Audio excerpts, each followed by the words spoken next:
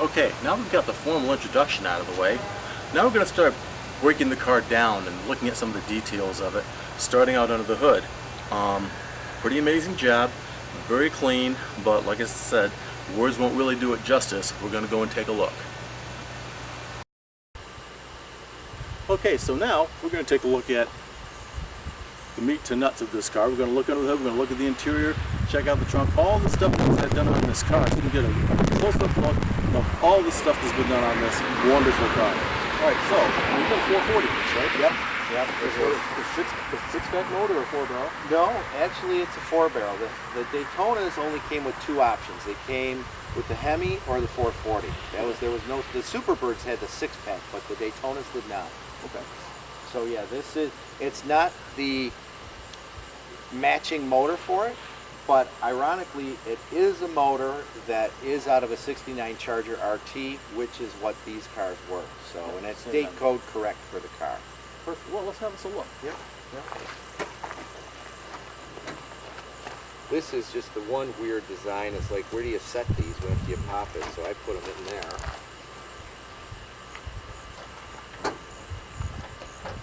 I'm not going to do all this stuff because I'm so not scratching this car.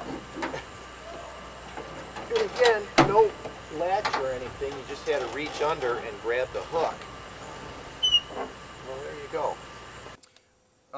Some of the things that people may or may not know with the Daytonas, what holds this hood on, or the nose rather, sorry, is there's just a C channel bracket that bolts at the same spot where the frame or the bumper bracket, where those bolted, and then it's just these bolts in the top are in what's called a Z brace. It comes here, it bends, and it goes like this and holds the side marker or the turning signal in.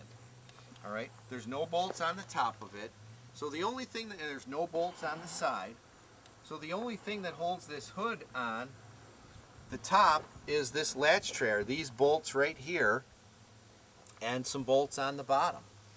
And other things that people didn't know is the only thing interchangeable in the nose of these is the headlight bucket assemblies between a Superbird and a Daytona. Everything else is different. The turn signals in these are actually from a 69 Valiant. And I learned that when I was looking for car parts. I asked the guy, oh, do you have Daytona turn signals? And it was, oh yeah, they're $495. And then I was like, okay, well, we'll look around. And then I learned what they were, and I went to a swap meet, and I was like, oh yeah, are those for a Valiant? And he's like, yeah, we wanted 20 bucks, but the guy said, do you know what these fit? And I'm like, no, I don't know. He says, these fit a Daytona, and I was like, go on, you're kidding me. So anyways, I got a deal on those, but that's what I mean by people jacking the price up. The one thing I've learned though, the only thing that seems to be consistent about Daytonas is inconsistency.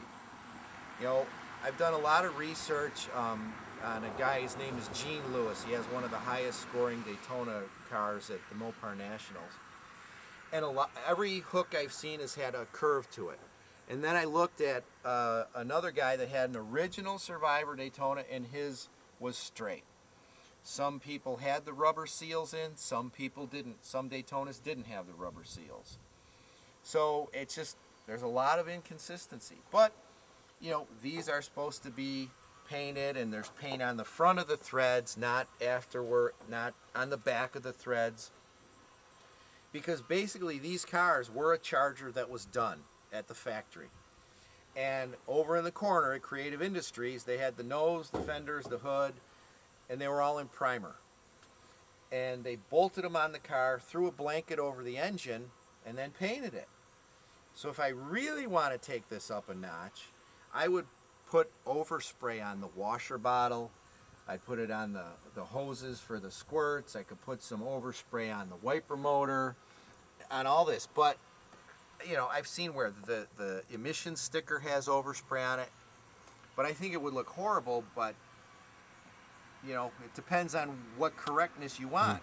People will argue with you, but these cars were pretty sloppy from what I've learned. So sometimes you just want to do better when you're building one.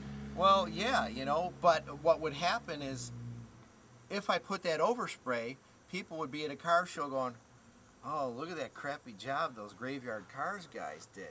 But that would be correct. You know, so it's just, you know, one of those balancing things, you know, which way do you go with it? But, you know, original parts that I had restored, again, the lady that told me about this, Kim at Passion for Mopars, they did my wiper motor, they did my alternator, and I think they look fantastic. You know, I've tried to get all the markings on the front of the valve covers. The actual voltage regulator is an original voltage regulator. The one thing we are cheating on this car is it has electronic ignition. So the ballast resistor is just a jumper wire, and the voltage regulator is an electronic voltage regulator, but the housing, and you don't see a lot of cars, see how the housing goes all the way back? The reproductions, they just are like a black cover that snaps on. So I sent this to my friend Dave Paddock down in Florida, and he restored this and put the correct orange or correct yellow on.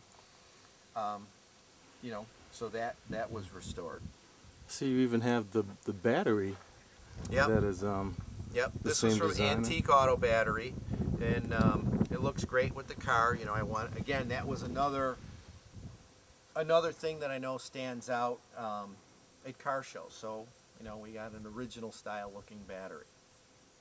So, is this the original color? Yes, it's Okay. R4. It was done with the single stage paint as they did, you know, back in 1969. So it's not a clear coat. So yeah, this is, and it's weird. In some lights it looks orange.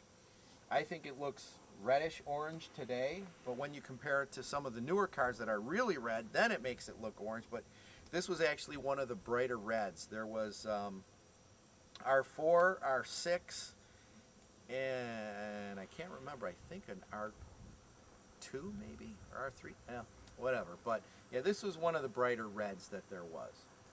And with this color combination, the red and the white was the most popular color combination. But having the white interior makes it one of 21 cars with the white interior and this red and white combo.